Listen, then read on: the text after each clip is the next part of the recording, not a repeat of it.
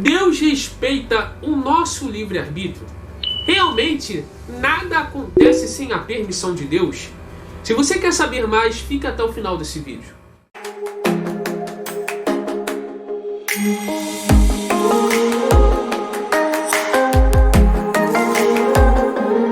Você já deve ter ouvido a seguinte frase: não cai uma folha sequer da árvore sem que Deus permita. Essa frase não é bíblica. Não existe na Bíblia, isso mesmo. Isso é um dos versículos criados pelas pessoas. Esse versículo não existe na Bíblia. É um dito popular criado para explicar ou tentar justificar a soberania de Deus. E dentre isso, existem muitas crendices populares que são examinadas e ditas incorretamente e sobre esse conceito, a soberania de Deus. E hoje nós vamos abordar aqui no canal o que realmente a Bíblia diz sobre a soberania de Deus. Você já deve ter ouvido falar sobre os atributos de Deus. Para você entender o conceito de soberania, é muito importante você conhecer os atributos de Deus. São vários, e dentre eles tem os mais conhecidos, que são os intransmissíveis, que são atributos que não são transmitidos aos homens. Quais são eles? A maioria deles começam com oni. Onipotência, ou seja, quer dizer que Deus tem todo o poder. Onisciência quer dizer que Deus sabe todas as coisas. Onipresença, Deus está em todos os lugares. Está presente em todos os lugares. A sua plenitude, a sua presença preenche todos os lugares. E atualmente, na teologia, criaram o conceito de onividência, que quer dizer que Deus vê todas as coisas. Se você quiser, eu faço um vídeo no canal falando só sobre os atributos de Deus. Muito interessante. Não vou falar hoje aqui, porque senão a gente sai de foco. Comenta aqui que eu faço um próximo vídeo falando sobre isso.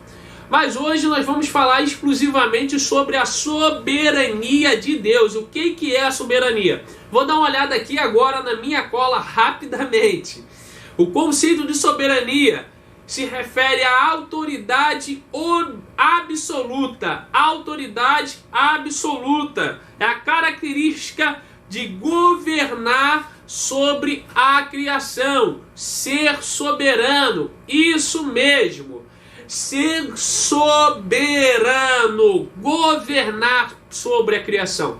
E para governar sobre a criação, Deus usa de muitos atributos: a onipotência, a onisciência, a onividência, a onipresença e outros atributos que são referentes a Ele. Então, por Ele ser soberano, Ele governa sobre tudo e todos. Ele governa, Ele elege, Ele escolhe, Ele planeja. Isso mesmo. Isso é o fato dele ser soberano. O fato dele ser soberano nos atribui tudo isso, todas essas características de Deus. E não tem como abordar isso, a soberania, sem antes falarmos sobre eleição. Isso mesmo, a soberania e eleição. Quando falo sobre eleição, nós podemos lembrar de Israel e nós podemos lembrar de Jacó e Esaú. A Bíblia diz que ele escolheu, amou Jacó e aborreceu Esaú.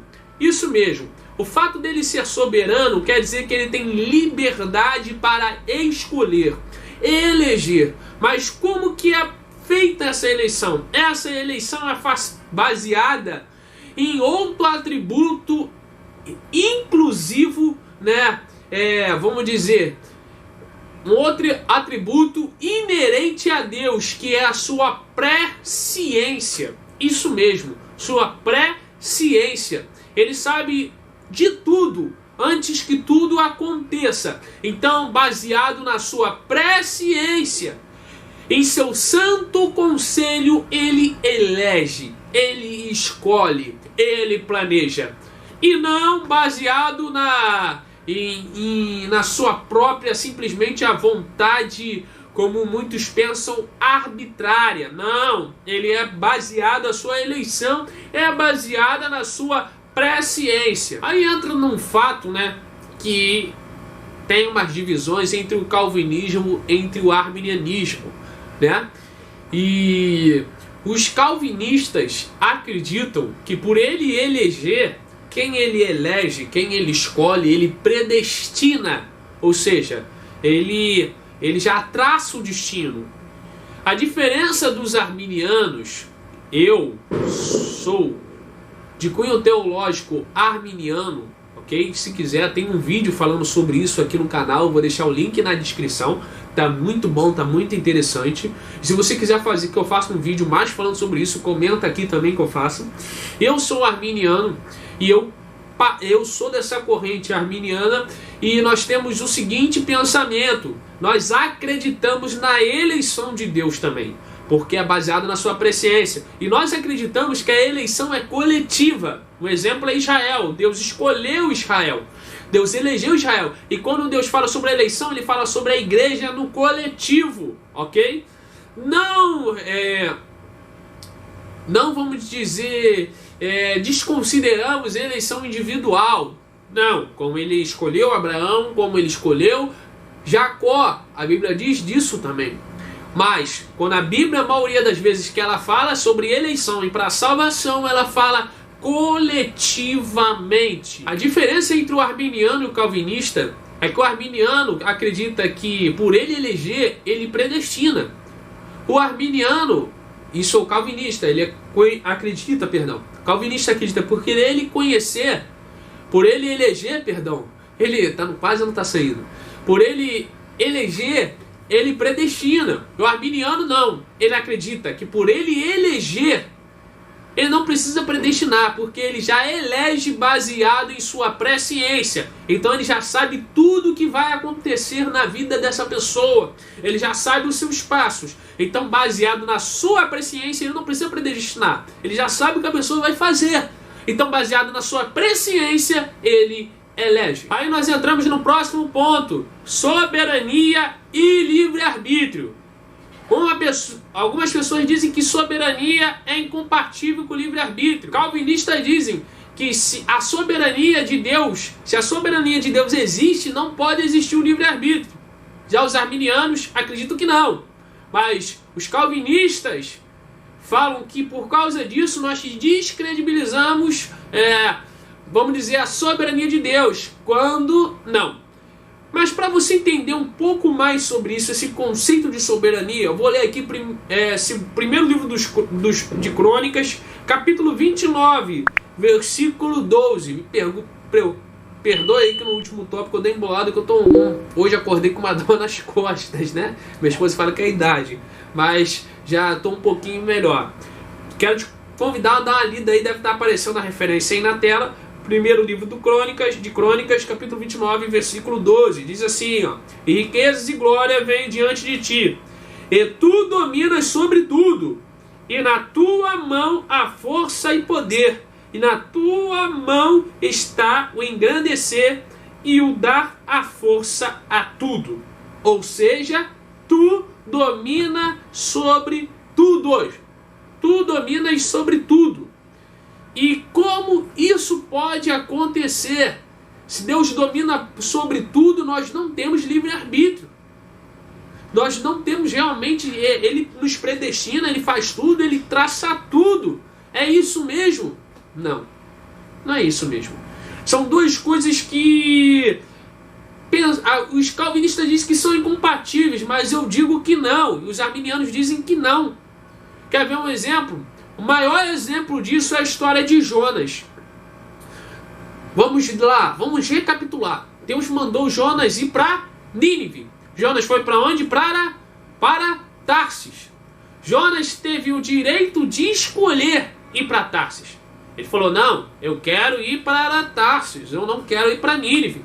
Ele chegou a entrar no navio, ele chegou a embarcar no navio. E todos nós sabemos a história, né? Veio a tempestade, ele foi lançado no mar, foi engolido pelo grande peixe.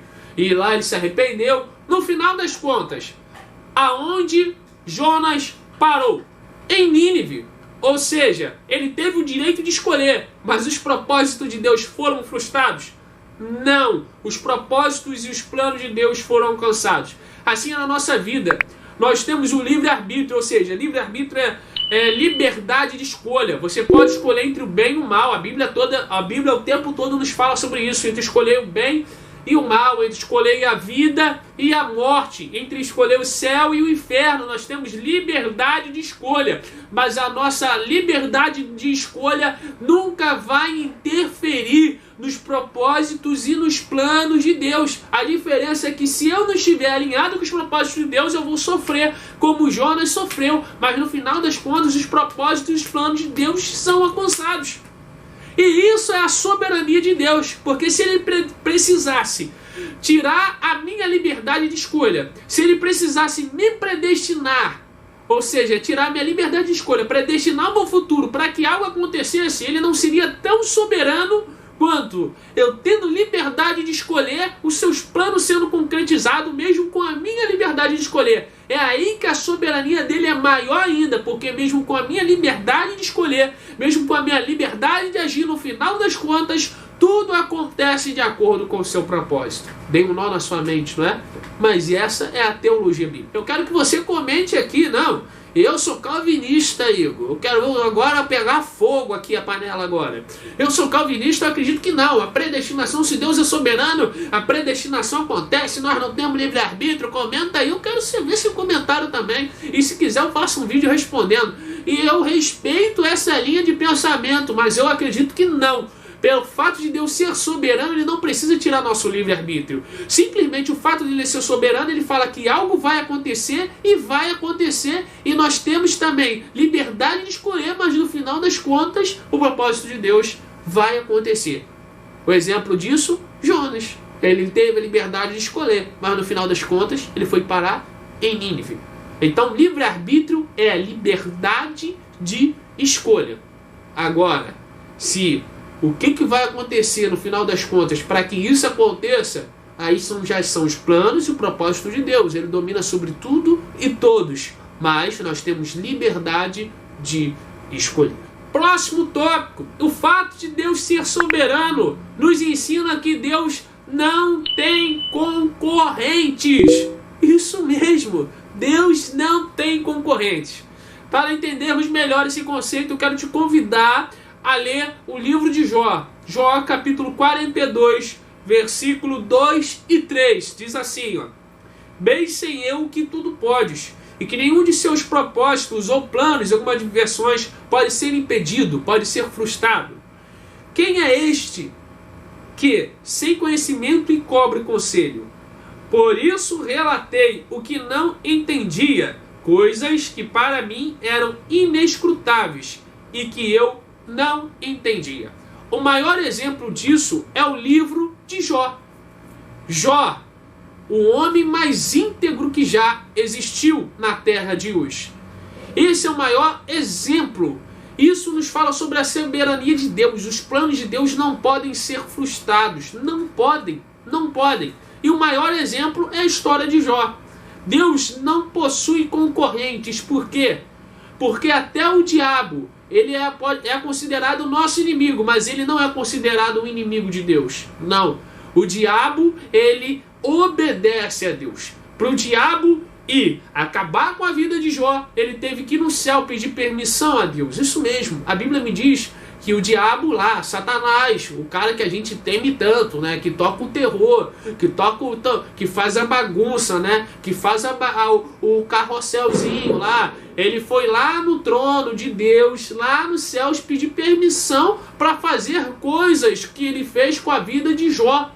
Se Deus não permitisse, Satanás não ia fazer nada. Isso mesmo, porque Deus não tem concorrentes. Deus não tem inimigo, porque Deus é soberano. Ele reina sobre tudo. Ele reina sobre todos. Satanás não faz nada sem autorização de Deus. Até o inferno, tudo que acontece é com a autorização de Deus. Até no mundo espiritual, tudo que acontece é com a autorização de Deus. No mundo material, tudo que acontece é com a autorização de Deus, pelo simples fato dele ser soberano.